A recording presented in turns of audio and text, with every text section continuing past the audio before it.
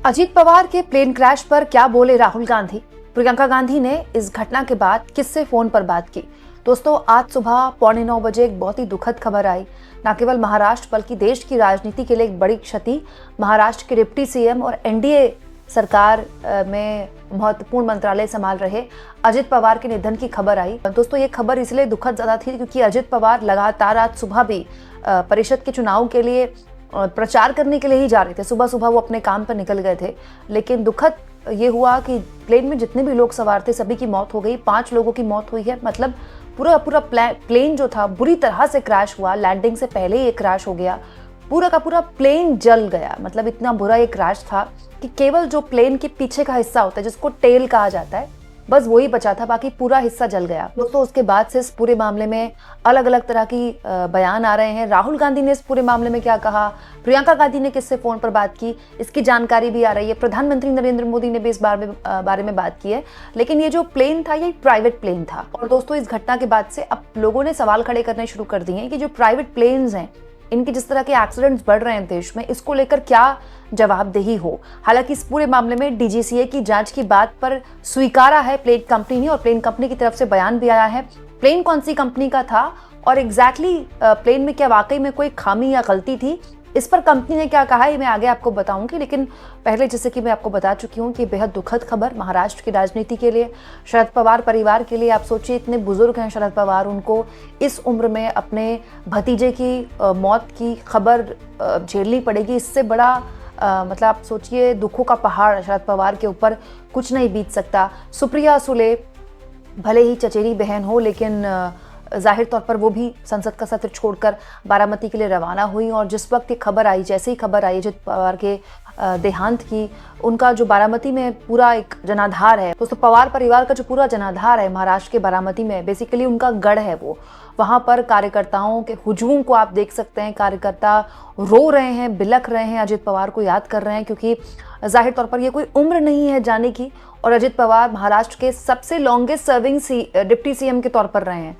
कांग्रेस की सरकार रही हो पूर्व में या फिर अब एनडीए की सरकार हो, डिप्टी सीएम की कुर्सी हमेशा उन्होंने संभाली और फाइनेंस मिनिस्ट्री हमेशा उनके पास रहती थी। दोस्तों, अब इस पूरे मामले में राहुल गांधी से सवाल पूछा गया, क्योंकि आज संसद का बजट सत्र आज से शुरू हो रहा है। तो राहुल गांधी से मीडिया ने संसद में सवाल पूछा। तो फिलहाल तो मीडिया से उन्होंने कोई बात नहीं की है। हालांकि बाद में सोशल मीडिया में राहुल गांधी ने अपना दुख प्रकट करते हुए कहा, महाराष्ट्र के उप मुख्यमंत्री श्री अजित पवार जी और उनके सहयात्रियों की आज हवाई जहाज दुर्घटना में निधन का समाचार अत्यंत पीड़ादायक है। इस शोक के पल में महाराष्ट्र की जनता के साथ हूं। समस्त पवार परिवार और प्रियजनों को इस दुख की घड़ी में अपनी संवेदनाएं व्यक्त करता हूं। प्रियंका गांधी ने मीडिया को बताया कि बहुत दुखद खबर है और उनके परिवार वालों को सांत्वना दी, समर्थकों को सांत्वना दी। और प्रियंका गांधी ने मीडिया में संसद परिसर में बताया कि प्रियंका गांधी ने सुप्रिया सुले से भी बात की है और अजित पवार की जो पत्नी है उनसे भी प्रियंका गांधी ने बात की। तो गांधी परिवार लगातार संपर्क में आप कह सकते हैं। वहीं दूसरी ओर अलग अलग नेताओं ने इस पूरे मामले में अपना शोक व्यक्त किया है। दोस्तों, उससे पहले मैं आपको एक जानकारी दे दूं, जो इस वक्त स्थानीय चुनाव हुए महाराष्ट्र में, उसमें बहुत जगह अजित पवार और शरद पवार ने एक होकर चुनाव लड़ा था। तो बस जो पवार परिवार या पवार समर्थक थे और अजित पवार की पार्टी और शरद पवार की पार्टी के लोग थे, वो अब ये मान चुके थे कि ये पार्टी जो है, दोनों पार्टियां एक होने वाली हैं। और अजित पवार भी दबी जुबान ही स्वीकार करने लगे थे मीडिया के लोगों से। तो आज सुबह से मैं कई पत्रकारों को सुन रही हूँ, महाराष्ट्र के पत्रकारों को, तो सभी ये बात बोल रहे हैं कि अजित पवार इस एकता के लिए तैयार थे और इसको लेकर प्लानिंग चल रही थी कि कैसे दोनों पार्टियों को फिर से एक किया जाए। और सोचिए, उससे पहले ही एक दुखद खबर आ गई। दोस्तों, मैं आपको अजित पवार जिस प्लेन में सवार थे उसकी जानकारी दे देती हूँ। ये VSR ऑपरेटर का प्लेन था और प्लेन का नाम था लियरजेट 45, कंपनी का नाम VSR था। और इस प्लेन में कुल 5 लोग सवार थे, 5 की मौत हो गई। इस प्लेन में जो पायलट ऑपरेट कर रहे थे, अभी उनका नाम सामने नहीं आया है, लेकिन मैं आपको बता दूं, जो पायलट और को पायलट थे वो काफी एक्सपीरियंस बताए जा रहे हैं। दोस्तों, कंपनी ने किसी भी तरह की टेक्निकल खामी से इनकार किया है और कहा है कि डीजीसीए इस पूरे मामले में जांच करेगा और वो जांच के लिए तैयार है। तो किसी भी तरह की कोई भी टेक्निकल खामी नहीं थी प्लेन में।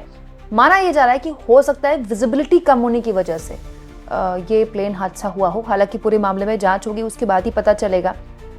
और पूरा का पूरा सोशल मीडिया जो है अजित पवार के प्लेन क्रैश की वीडियो से इस वक्त भरा हुआ है। और अजित पवार की इस प्लेन क्रैश की घटना से एक बार फिर साबित होता है दोस्तों कि जीवन कितना क्षणभंगुर है। हम अपने जीवन के बारे में कितना कुछ सोचते हैं, हम पॉलिटिक्स के बारे में कितना विश्लेषण करते हैं, लेकिन कुछ नहीं पता कल को क्या हो जाए किसी के साथ भी, चाहे वो वीवीआईपी हो चाहे वो आम आदमी हो। दोस्तों महत्वपूर्ण ये है कि शरद पवार का भी कुछ महीने पहले जन्मदिन मनाया गया था और उस जन्मदिन में दोनों परिवार साथ आए थे, अजित पवार का परिवार, शरद पवार का परिवार, क्योंकि राजनीतिक कारणों की वजह से दोनों अलग हो गए लेकिन दोनों साथ आए थे। तो चाचा और भतीजे ने साथ में आना एक तरह से स्वीकार कर लिया था अनऑफिशियली, ऑफिशियली, और अब ये खबर आ गई है तो जाहिर तौर पर पूरा परिवार फिर एक साथ है। हालांकि इस पूरे मामले में अलग अलग तरह के बयान भी हैं, वो भी मैं आपको सुनाती हूँ। मल्लिकार्जुन खड़गे, कांग्रेस के राष्ट्रीय अध्यक्ष, उन्होंने सांत्वना प्रकट की है परिवार वालों को और कहा है, विमान दुर्घटना में श्री अजित पवार के दुखद निधन की खबर अत्यंत स्तब्ध और बेहद दुखद है। एक ऐसे नेता का असमय देहांत जिनका राजनीतिक भविष्य काफी उज्जवल था। इस कठिन घड़ी में शोक संतप्त परिवार जो कि अपार दुख से गुजर रहा है, उसे शब्दों में व्यक्त करना असंभव है। मैं पवार परिवार, उनके समर्थकों और शुभचिंतकों के प्रति अपनी गहरी संवेदना व्यक्त करता हूं। महाराष्ट्र की जनता की विभिन्न संवैधानिक पदों पर सेवा करने वाले श्री अजित पवार को एक ऐसे कुशल राजनीतिज्ञ के रूप में याद किया जाएगा जिन्होंने अपनी जनता के प्रति अपने दायित्वों का निर्वाह पूरी निष्ठा सूझबूझ से किया। उनकी आत्मा को शांति मिले। ये तस्वीर मैं चाहती हूँ एक बार फिर से आप देखें दोस्तों। जब अजित पवार के पार्थिव शरीर की खबर मिलेगी, जिस अस्पताल में, बारामती की जिस अस्पताल में उन्हें रखा गया है, उसके अस्पताल के बाहर समर्थकों का हुजूम उमड़ पड़ा और लोग वहाँ पर रो रहे थे, बिलख रहे थे, क्योंकि जैसा कि मैंने आपसे कहा कि पवार परिवार का बारामती से मतलब बहुत गहरा जुड़ाव है। आप समझ लीजिए कि घर घर में किसी न किसी घर में कभी न कभी पवार परिवार का कोई शख्स जरूर गया होगा, इस तरह का जुड़ाव है। तो वो जाहिर तौर पर जुड़ाव समर्थकों के बीच एक मतलब दुखों का अंबार जाहिर तौर पर लाया होगा। वहीं इस पूरे मामले में ममता बनर्जी ने भी दुख प्रकट किया है और कहा है, अजित पवार के अचानक निधन से मैं अत्यंत स्तब्ध हूं। महाराष्ट्र के उप मुख्यमंत्री और उनके सहयात्रियों की आज सुबह बारामती में एक भयावह विमान दुर्घटना में मृत्यु हो गई और मुझे गहरा शोक है। उनके परिवार, उनके चाचा शरद पवार जी सहित और स्वर्गीय अजित जी के सभी मित्रों और अनुयायियों के प्रति मेरी गहरी संवेदना है। इस घटना की उचित जांच होनी चाहिए। ममता बनर्जी ने जांच की मांग की है इस मामले में कि आखिर इस तरह की घटना हो कैसे गई। वहीं एम.के. स्टालिन, तमिलनाडु के मुख्यमंत्री, ने भी इसमें शोक व्यक्त करते हुए कहा है, महाराष्ट्र के माननीय उप मुख्यमंत्री श्री अजित पवार और अन्य लोगों की दुखद विमान हादसे में निधन की खबर सुनकर मुझे गहरा दुख हुआ। इस त्रासदी की भयावहता को समझना कठिन है। मैं श्री अजित पवार को अपनी संवेदनाएं व्यक्त करता हूं और सुप्रिया सुले और इस भयानक दुर्घटना में जान गंवाने वाले सभी लोगों के परिवार के प्रति मेरी संवेदनाएं हैं। सुप्रिया सुले भले ही चचेरी बहन हो अजित पवार की, लेकिन कहा यह जाता था दोस्तों कि शरद पवार की लेगेसी को जो एक्चुअली में जो उनके उत्तराधिकारी होना डिजर्व करते थे वो अजित पवार ही थे और लगातार शरद पवार की तरह की पॉलिटिक्स ही वो करते रहे।